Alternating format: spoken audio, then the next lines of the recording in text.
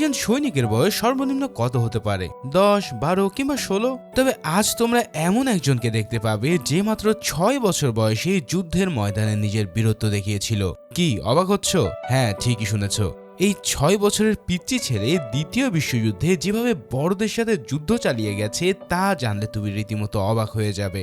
আজ তোমাদের সেই কাহিনী জানাতে হাজির হয়ে গেলাম সোলজার বয় নামের অসাধারণ একটা মুভির এক্সপ্লেনেশন নিয়ে। তো চলো আর প্যাচাল না বাড়িয়ে শুরু করা যাক আজকের মুভি এক্সপ্লেনেশন।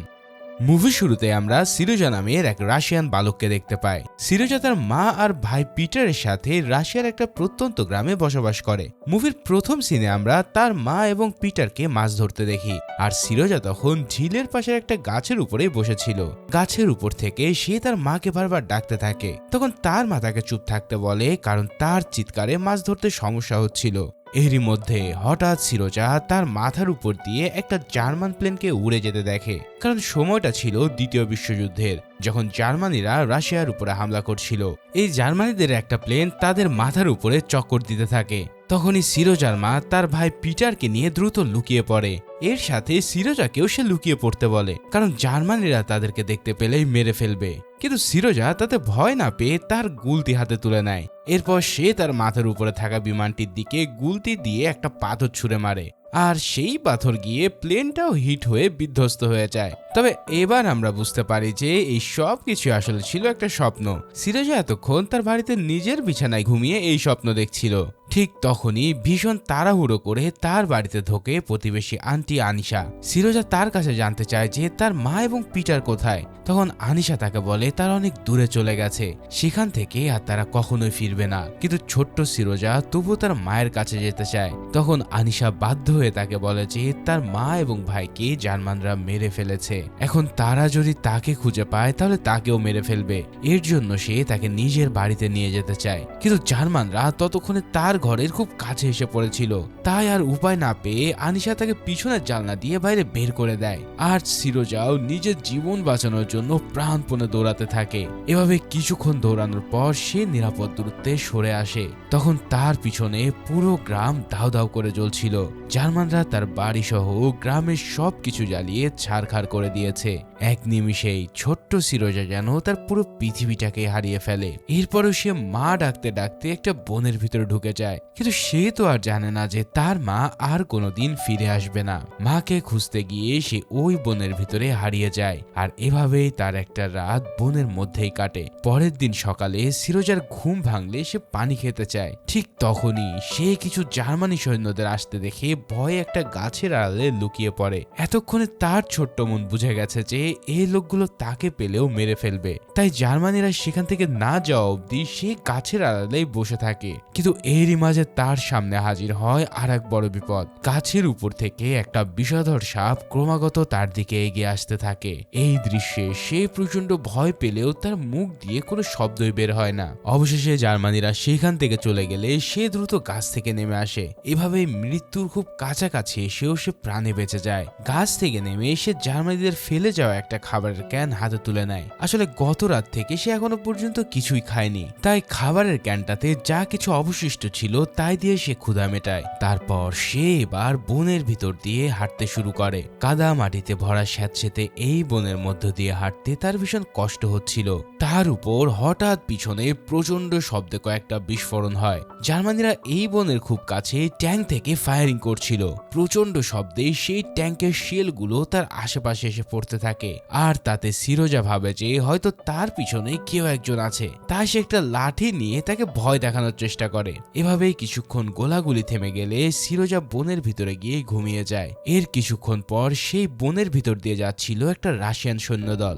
ভাগ্যক্রমে তারা সিরোজাকে মাটিতে শুয়ে থাকতে দেখে তাকে কোলে তুলে নেয়। এরপর তারা তাদের নিজেদের ক্যাম্পে নিয়ে আসে। তার গায়ে কিন্তু তখনও বেশ ছোটখাটো অনেক জখম ছিল। এমন ছোট্ট শিশুকে যুদ্ধের করুণ অবস্থার মুখোমুখি হতে দেখে সৈনিকদের কমান্ডার ভীষণ দুঃখ পায়। সে তৎক্ষণাৎ তার সৈনিকদেরকে সিরোজার দেখভাল করার আদেশ দেয়। তারপর কমান্ডার নিজেও তার সাথে পরিচিত হয়। সে তার নাম জিজ্ঞেস করায় সিরোজা তাকে নিজের নাম বলে, আর কমান্ডারও তখন বলে যে তার নাম হলো নিকোলাই সার্গেভিচ। কমান্ডার তার কাছ থেকে জানতে চায় যে তার পরিবারের সবাই এখন কোথায় আছে। উত্তরে সিরোজা তার মা আর ভাইয়ের কথা বলতে গিয়ে কান্নায় ভেঙে পড়ে। তখন কমান্ডার তার কান্না থামানোর জন্য তাকে সাহস দেয়, আর এরপর সবাই মিলে ক্ষুধার্ত সিরোজাকে খাওয়ানোর ব্যবস্থা করে। এরপর তাকে একটা হসপিটালে নিয়ে যাওয়া হলে সেই হসপিটালে কাতিয়া নামের এক নার্স তার দেখভাল করতে থাকে। কথা বলতে বলতে তাদের দুজনের মধ্যে বেশ ভাবও গড়ে ওঠে। কাতিয়ার কাছ থেকে সিরোজা জানতে পারে যে কমান্ডার একজন ওয়ার হিরো।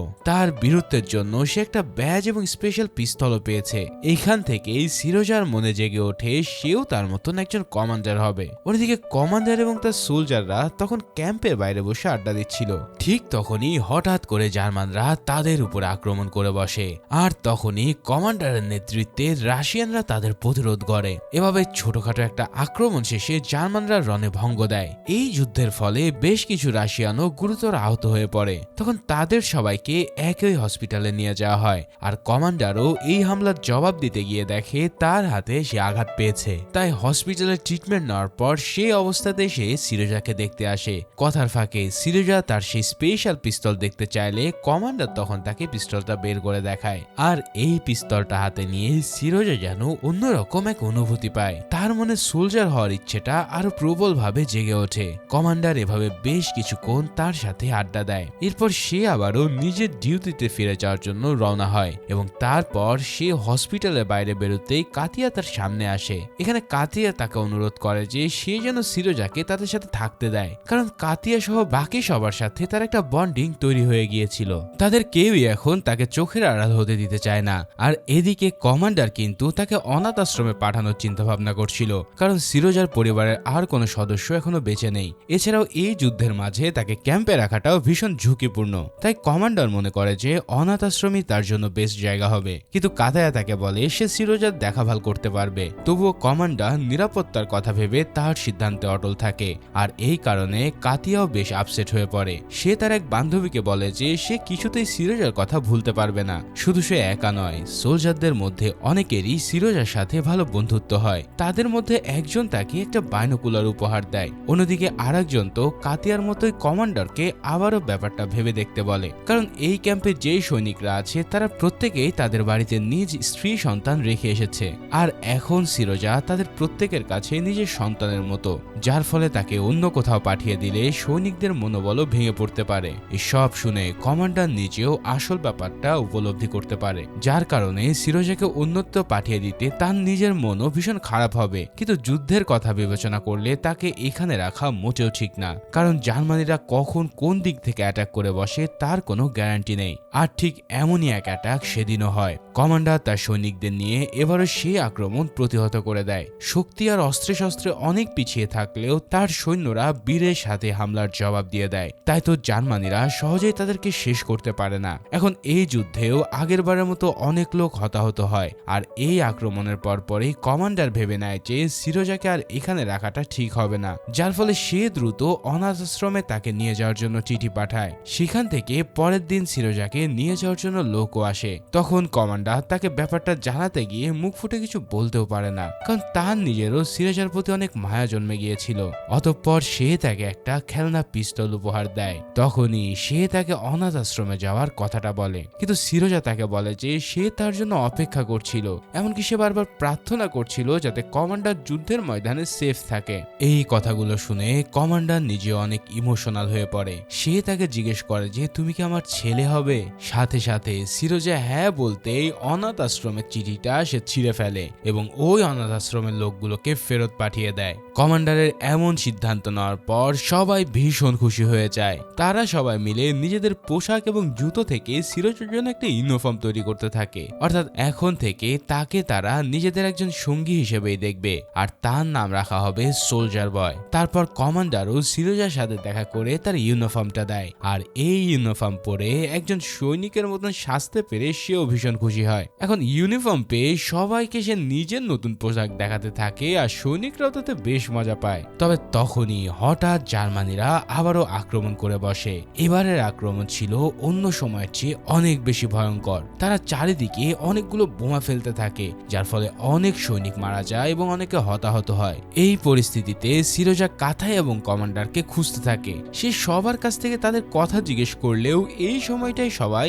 আহত সৈনিকদের নিয়ে ব্যস্ত ছিল, তাই কেউই তার কথার ঠিকঠাক জবাব দেওয়ার সময় পায় না। তখন সিরোজার মনে একটু ভয় ঢুকে যায় যে কমান্ডার কি তাহলে যুদ্ধে মারা গেল। তখন একজন ডাক্তার ডেকে বলে যে তুমি এখন একজন সৈনিক, তাই কখনো ভুলেও মৃত্যুকে ভয় পাবে না, আর যদি তুমি সবাইকে সাহায্য করতে চাও তাহলে আহত লোকদের কাছে যাও। এই সব কথা শুনে সিরোজাও হসপিটালের ভিতরে গিয়ে আহত ব্যক্তিদের পানি খাওয়াতে থাকে। এই সময় একজন সোলজার তাকে একটা চিঠি পড়ে শোনাতে বলে। সিরোজার বয়স মাত্র 6 বছর, সে তো এখনো ঠিকঠাক পড়তেই পারে না, কিন্তু লোকটাকে খুশি রাখার জন্য সে চিঠিতে কি আছে তা নিজের মন থেকে বানিয়ে বলতে থাকে। লোকটিকে সে বলে যে তোমার পরিবার তোমার জন্য সবসময় প্রার্থনা করছে, এছাড়াও তারা এটাও জানিয়েছে যে তোমার গরু নাকি এখন বেশি দুধ দিচ্ছে, কিন্তু এই সব কিছুই আসলে তার শিশু মনের কল্পনা ছিল। আশেপাশে শুয়ে থাকা সব সোলজাররাও ব্যাপারটা সহজেই ধরে ফেলে। এতে করে তাদের সবার মনে একটা হাসি খুশি ভাব ছড়িয়ে পড়ে। সবাই তখন তাকে দিয়ে চিঠিগুলো পড়াতে থাকে এবং তার কথাগুলো শুনে হাসতে থাকে। এভাবেই সিরোজা কিছুক্ষণের জন্য হলেও আহত সৈনিকদের সব যন্ত্রণা ভুলিয়ে দিতে থাকে। এরপর সে তাদেরকে একটা গানও শোনায়। এদিকে পরের সিনে আমরা সিরোজাকে কাতায়ার কোলে শুয়ে থাকতে দেখি। এই সময় কমান্ডার এসে কাতিয়াকে কিছু একটা বলতে চায়, কিন্তু তার মুখ দিয়ে কথাটা স্পষ্ট বের হয় না। আসলে কমান্ডার অনেক আগে থেকেই তাকে মনে মনে পছন্দ করত, কিন্তু প্রতিবারই তাকে মনের কথাটা বলতে গিয়ে তার গলা কাঁপে। এবারও ঠিক আগের মতোই সে মুখ ফুটে কিছু বলতে পারে না। এর মধ্যে আবার সিরোজা ঘুম থেকে জেগে ওঠে। তখন কমান্ডার আসল কথাটা না বলে কাতায়াকে হসপিটালে যেতে বলে, আর কাতায়ারও তখন ডিউটির সময় হয়ে এসেছিল, তাই সে তখন সিরোজাকে কমান্ডারের কাছে রেখে নিজের কাজে যায়। এখানেই আমরা দেখতে পাই যে সিরোজা ইতিমধ্যে তাকে বাবা ডাকতে শুরু করেছে। ঠিক এভাবেই তাদের দুজনের বাবা ছেলের মতন একটা সম্পর্ক গড়ে ওঠে। যাও কমান্ডার আবারও তার নিজের কাজে ফেরত যায়। অন্যদিকে সিরোজা কোথা থেকে যেন একটা খুর নিয়ে আসে, তারপর সে একজন প্রাপ্তবয়স্ক মানুষের মতোই শেভ করতে শুরু করে। আর এই কাণ্ড দেখে বাকি সৈনিকরা যেন হেসেই বাঁচে না। এদিকে শেভ শেষে সিরোজা কমান্ডারের কাছে একজন সৈনিকের মতো রিপোর্টিং করা শুরু করে। তারপর সে তার কোনো মিশন আছে কিনা সেটাও জানতে চায়। তখন কমান্ডার বলে তোমার জন্য আমার কাছে একটা ইম্পর্টেন্ট মিশন আছে। কিছুক্ষণের মধ্যেই ক্যাম্পে একটা কার অনেকগুলো চিঠি নিয়ে আসবে, আর তোমার দায়িত্ব হবে চিঠিগুলো সবার কাছে পৌঁছে দেওয়া। এখন এই মিশনটা পেয়ে সিরোজা বেশ খুশি হয়। এদিকে তার গালে একটা কাটা দাগ দেখা যায়। তখন এই দাগটার কথা জিজ্ঞেস করলে সিরোজা বলে যে শেভ করতে গিয়ে তার এই দাগটা হয়েছে, কিন্তু আসলে সে কমান্ডারকে কপি করার জন্য এরকম একটা ব্যান্ডেজ লাগিয়ে রেখেছিল, কারণ কমান্ডারের মুখেও শেভ করতে গিয়ে সামান্য কেটে গিয়েছিল। যাই হোক কিছুক্ষণের মধ্যেই একজন সোলজার চিঠিগুলো নিয়ে ক্যাম্পে আসে। তখন সিরোজা তার কাছ থেকে চিঠি নিয়ে সৈনিকদের মাঝে বিলাতে শুরু করে। এভাবেই সবার হাতে চিঠি পৌঁছে দিয়ে সে তার মিশনটা দায়িত্বের সাথে সম্পূর্ণ করে। মানে বয়সে ছোট্ট বাচ্চা হলেও তার মন এখন পুরোপুরি মিলিটারি ডিসিপ্লিনেই চলে। যুদ্ধের পরিস্থিতি একটা ছোট্ট বাচ্চার উপরে কেমন প্রভাব ফেলতে পারে তা আমরা এখান থেকে টের পেয়ে যাই। যাই হোক চিঠি বিলি শেষে সিরোজা এবার তার বাইনোকুলার নিয়ে আশেপাশে ঘুরে দেখছিল। হঠাৎ সে বাইনোকুলার দিয়ে ক্যাম্প থেকে কিছু দূরে একটা ঘাসের স্তূপ দেখতে পায়। এখানে সে দেখতে পায় ঘাসের মধ্যে একটা পা হালকাভাবে নড়ছে। মনে হয় কেউ একজন হয়তো ওই ঘাসের আড়ালে লুকিয়ে আছে। তাই সিরোজা দ্রুত ক্যাম্পে গিয়ে সবাইকে এই ব্যাপারটা জানিয়ে দেয়। তার কথা শুনে প্রথমে সবাই ভাবে যে হয়তো সে আগের মতোই কিছু একটা বানিয়ে বলছে, কিন্তু সিরোজা জোর দিয়ে বলে যে সে যা দেখেছে সবই সত্যি। তখন সৈনিকরা তার কথা গুরুত্ব দিয়ে ঘাসের ওই স্তূপটা দেখতে যায়। সিরোজাও আন্দ্রে, জেহেরা আর ভানিয়া নামে 3 জন সোলজারকে গাইড করে নিয়ে যেতে থাকে। তারা সবাই চুপি চুপি খুব সাবধানে ঘাসের স্তূপের কাছে এসে পৌঁছায়। এরপর আন্দ্রে জেহেরাকে নিয়ে সামনে এগিয়ে গেলেই পিছন থেকে তাদেরকে কাভার দিতে থাকে ভানিয়া। অতঃপর ঘাসের স্তূপের কাছে তারা খড় পুড়িয়ে ধোয়া তৈরি করে, আর এই ধোয়া সহ্য করতে না পেরে ঘাসের ভিতর থেকে একটা লোক বেরিয়ে আসে। তখনই রাশিয়ানরা অবাক হয়ে দেখে যে এইটা তো একটা জার্মান স্পাই, আর সাথে সাথেই তারা তাকে অ্যারেস্ট করে ফেলে। এভাবেই সিরোজার সাহসিকতায় তারা জার্মানিদের ষড়যন্ত্রের হাত থেকে রক্ষা পায়। এই খবর পুরো ক্যাম্পে ছড়িয়ে পড়তেই সিরোজা তাদের কাছে একজন ওয়ার হিরো হয়ে ওঠে। কমান্ডারও সবকিছু শুনে ভীষণ প্রাউড ফিল করে। এদিকে সিরোজার কিন্তু এসবে কোনো খবরই নেই। সে তখনও একজন সোলজারের মতোই চিঠি বিলি করার দায়িত্ব পালন করছিল। এবারও ডিউটি শেষে সে কমান্ডারের কাছে এসে রিপোর্ট করে। তখন কমান্ডারও তাকে একটা খুশির সংবাদ দেয়। সেটা হলো রাশিয়ান সরকারের কাছে সে সিরোজাকে নিজের লিগ্যাল চাইল্ড হিসেবে নেওয়ার জন্য আবেদন করেছিল, যার ফলশ্রুতিতে সরকার তার সেই আবেদন মঞ্জুর করেছে। অর্থাৎ এখন থেকে সে অফিসিয়ালি সিরোজার বাবা। এই কথা শুনে সিরোজাও প্রচন্ড খুশি হয়ে যায়। এরপর সে বলে যে এই কথাটা কাতিয়াকেও জানানো উচিত, কারণ সে কমান্ডারকে অনেক বেশি পছন্দ করে। তখন কমান্ডার তার কথা শুনে কিছুটা লজ্জা পেলেও সিরোজা তাকে এক প্রকার জোর করে কাতিয়ার কাছে নিয়ে যায়। এদিকে কাতিয়া তখন ক্যাম্পের পাশে একটা পুকুরে বসেছিল। যখন কমান্ডার তাকে দেখতে যাবে ঠিক তখনই আর এক সৈনিক সেখানে উপস্থিত হয়। আসলে এই লোকটাও তাকে পছন্দ করত এবং সে এখানে এসেছে তাকে প্রপোজ করার জন্য।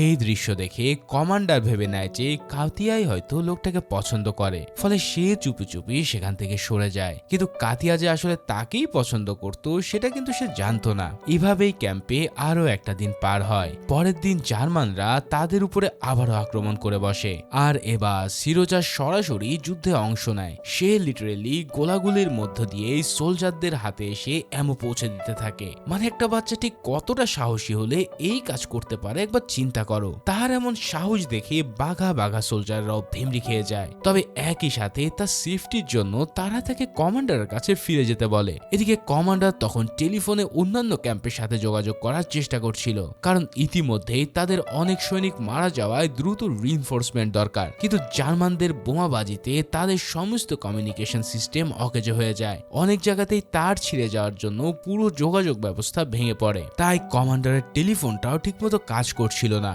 তখন তার আদেশে একজন সোলজার টেলিফোন লাইনটাকে মেরামত করতে যায়। কিন্তু একই সময় চারিদিক থেকে জার্মানিরা প্রচন্ড গোলাগুলি এবং বোমাবাজি করতে থাকে, আর সেই সোলজারও বাংকারের উপরে ওঠা মাত্রই গুলি খেয়ে বসে, যার কারণে সে আর ওই টেলিফোন লাইনটাকে ঠিক করতে পারে না। কিন্তু এই ফাঁকে সিরোজা তাকে ফলো করে বাংকারের উপরে উঠে গিয়েছিল।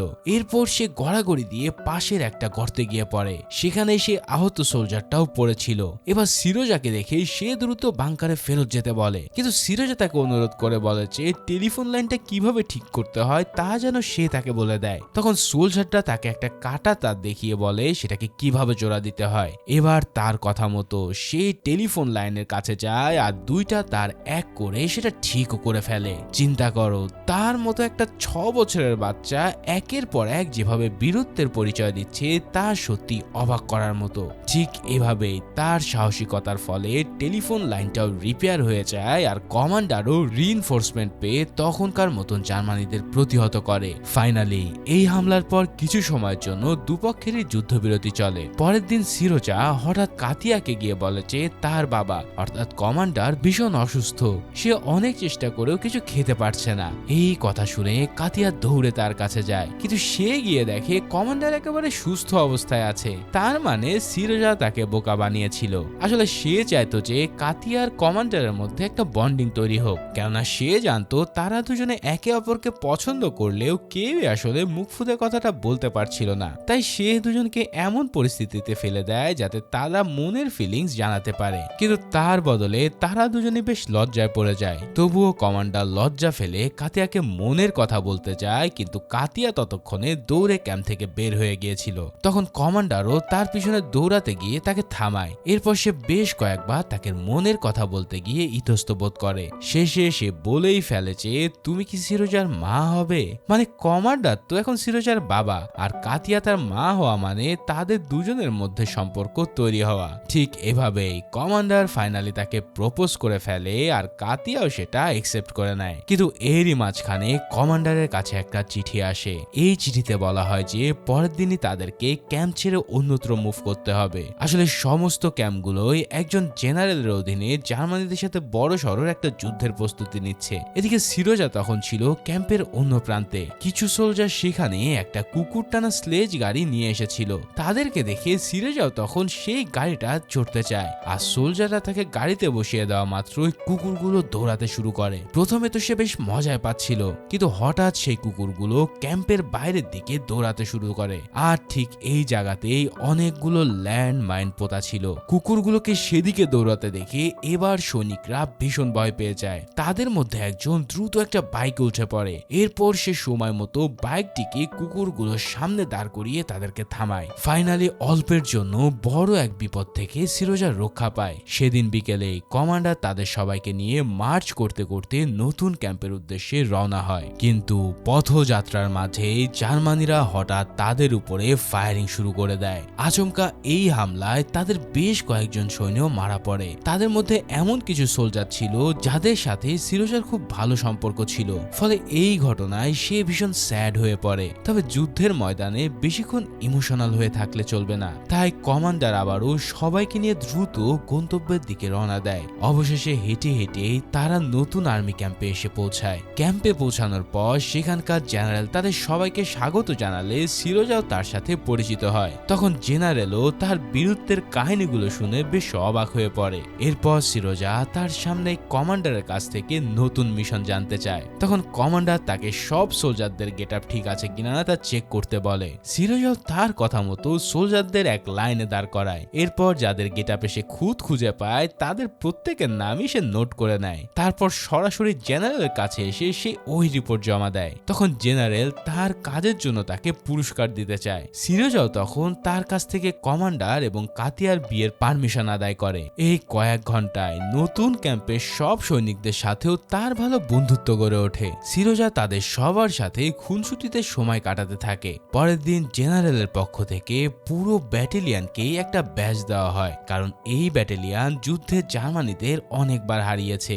আর এই জার্নিতে তাদের অন্যতম সঙ্গী ছিল সিরোজা। তাই তো সেও জেনারেলের কাছ থেকে সম্মান সূচক একটা ব্যাচ পায়, অর্থাৎ সিরোজা হয়ে ওঠে একজন অফিসিয়াল ওয়ার হিরো। কিন্তু পুরো ব্যাটালিয়নের আনন্দময় পরিবেশ বেশিক্ষণ স্থায়ী হয়নি, কারণ সেদিন রাতে জার্মানিরা তাদের উপরে ভীষণভাবে অ্যাটাক করে বসে। আর এটাই ছিল এ যাবৎকালের সবচেয়ে বড় অ্যাটাক। এই হামলায় তাদের রেজিমেন্টের অনেকেই আহত ও নিহত হয়, এমনকি কমান্ডার নিজেও তার কেবিনের নিচে চাপা পড়ে যায়। বোমার আঘাতে সেই কেবিনটা পুরো ধ্বংস হয়ে পড়েছিল। সিরোজা একাই তাকে সেখান থেকে বের করে আনার অনেক চেষ্টা করে। শেষে সে আশেপাশে থাকা সৈনিকদের কাছে হেল্প চায়। তার কথায় তারা সকলে মিলে কমান্ডারকে উদ্ধার করে। রাত ভর চলা এই যুদ্ধ থেমে গেলে পরের দিন সকালে তাকে হসপিটালে ভর্তি করা হয়। আর সিরোজাও আহত কমান্ডারকে দেখতে হসপিটালে আসে। তাকে এই অবস্থায় দেখে তার চোখ দিয়ে পানি পড়তে থাকে, কিন্তু কমান্ডার তাকে বলে তুমি কেঁদো না, কারণ পুরুষ মানুষ কখনো কান্না করে না। অতঃপর বেশ কয়েকদিন হসপিটালে ভর্তি থাকার পর সে ধীরে ধীরে সুস্থ হয়ে ওঠে। মুভির একদম শেষে আমরা দেখতে পাই যে সিরোজা কমান্ডারের সাথে আরো বেশ কয়েকটা যুদ্ধে অংশ নিয়েছিল, আর প্রত্যেকটা যুদ্ধেই তারা বীরত্বের সাথে জয়লাভ করে। অবশেষে যুদ্ধ থেমে গেলে সিরোজা পুরো রাশিয়াতেই সোলজার বয় হিসেবে পরিচিত পায়। তারপর তার জীবনের বাকি সময়টা সে কমান্ডার এবং তার পরিবারের সাথেই কাটায়। সিরোজার এই বীরত্ব আমাদেরকে শেখায় যে সাহসী হলো বিজয় লাভের আসল চাবিকাঠি। একজন বাচ্চা শিশু হয়ে তার মধ্যে এই অদম্য সাহস যুদ্ধের ইতিহাসে একটা উদাহরণ হয়ে থাকবে। তো ফাইনালি এই মেসেজগুলোর মধ্য দিয়ে এই অসাধারণ মুভিটাও এখানেই শেষ হয়। তো ভিডিওটা ভালো লেগে থাকলে অবশ্যই লাইক, কমেন্টস ও সাবস্ক্রাইব করে রাখতে ভুলো না। দেখা হচ্ছে পরের কোনো সুন্দর ভিডিও নিয়ে, সেই পর্যন্ত আল্লাহ হাফেজ।